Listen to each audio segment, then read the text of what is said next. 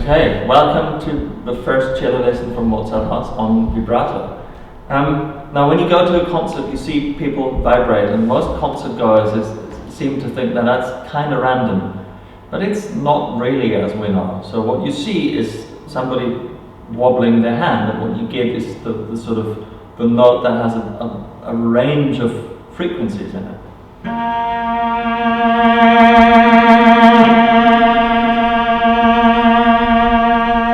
All these varied types of vibrato can be, if they are applied properly, they can be a sort of an embellishment to the sound, to the note. That's what it originally was in Baroque. But how do you actually achieve that control? Well, there's a rather simple but very effective exercise to do that. Ideally you choose a note on the cello that doesn't have a resonance of its own. So don't go for G or D or C or A or anything that really, if you go on a G, you get a lot of resonance from the instrument, so don't do that. Choose a B flat or an F sharp or something like that, or A flat, something that's really kind of a dead note. And then we have to know that the vibrato is not a constant action. Originally vibrato is action and reaction, and the action is this. It's kind of an impulse going up. And then the hand goes back, and then there's another action and the hand goes back again. And that's what we need to train the hand. So you choose a dead note, a B flat or even an altitude note, and you do this one action.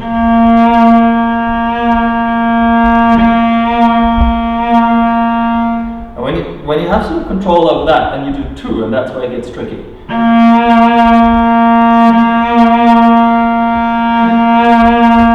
And then you can do three.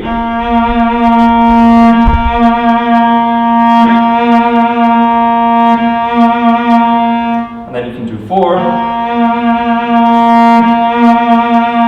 And then you can do 6, 8, whatever, up to 64 in the bow. I can show you, for instance, 20.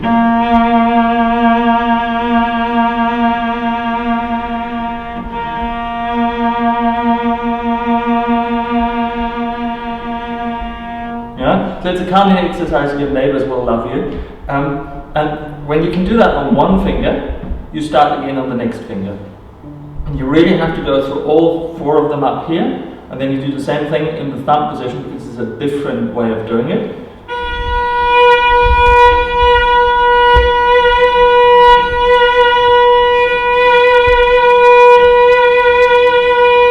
So I did 1, 2, 3, 4, 5. And you do that on all fingers to have control over the whole hand, because obviously if the action is sort of in the middle of the hand, it's a different thing than if it's at the end of your hand, where the whole frame of the vibrato is bigger.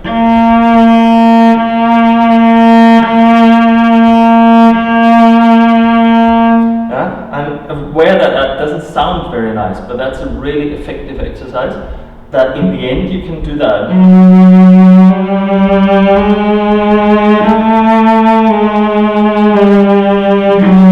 Which means that each finger has its own range of where you actually vibrate.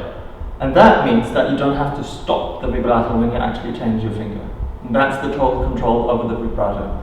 And the nice side effect is that you can actually control if you want a really small vibrato, or if you want the slow, fat, romantic, big, that type of thing. 5 minutes a day, you won't be able to stand more than that. It's kind of nerve-wracking doing that for 5 minutes in a row. But if you do that for a couple of weeks, your vibrato is fixed for the rest of your life. And then if you have questions about this or other questions, I look forward to seeing your practice, your problems, your achievements online on Vienna Virtuoso. See you there.